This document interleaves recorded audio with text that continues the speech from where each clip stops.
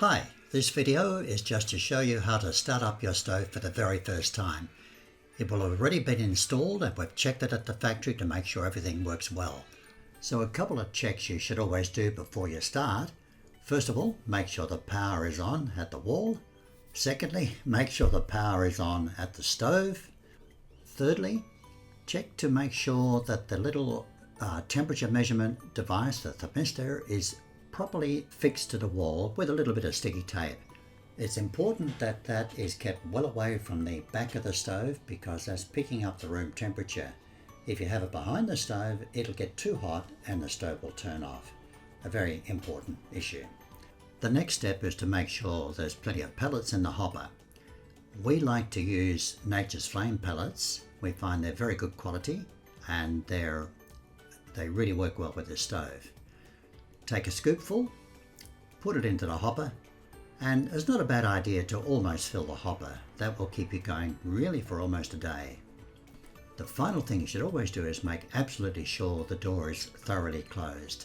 That's very important. The door should never open during the operation of this stove.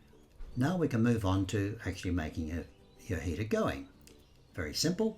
You've got your control board up here. The first thing we do is decide how much heat we want per unit time. The power settings are 1 to 5. 1 is just a little bit of residual heat to keep your room warm once it's got warm. We normally set on 2 for our house. Some people like 3. You'll find out. 4 on a really cold day, 5 on an exceptionally cold day. But generally 2 or 3 are the best figures to use.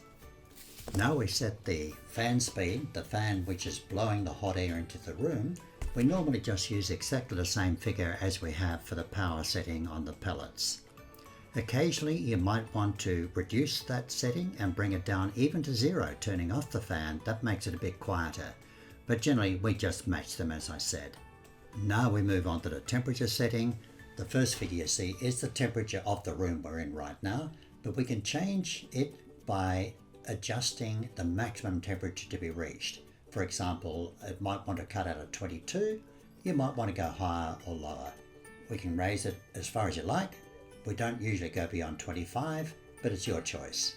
And that will mean that the stove will reduce the amount of pellets going in the moment it hits that temperature, so you don't get your room too hot. Okay, so your next setting is the time, 6:38, that's the time of the day. Next one is for adjusting deeper properties of the stove. We won't go into that right now. So that's all you need to know to get the first start going.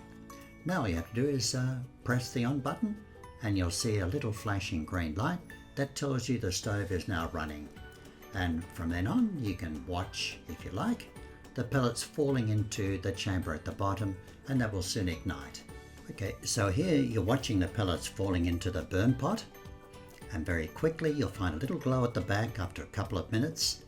This little glow will start to enlarge rapidly, and once it does that there'll be no more smoke. That glow will gradually get bigger and bigger until it's at full blast. Okay, it should run as nicely as you like for as long as you want. When you want to turn it off, all you have to do is press the on-off button briefly. That will turn everything off, but if you watch it, you'll actually get for a little while an even bigger glow. What it's doing is burning all the residual pellets out of the chamber, so there'll be nothing left, and is cooling the entire heater down. That's all you have to do until you want to start it up the next day.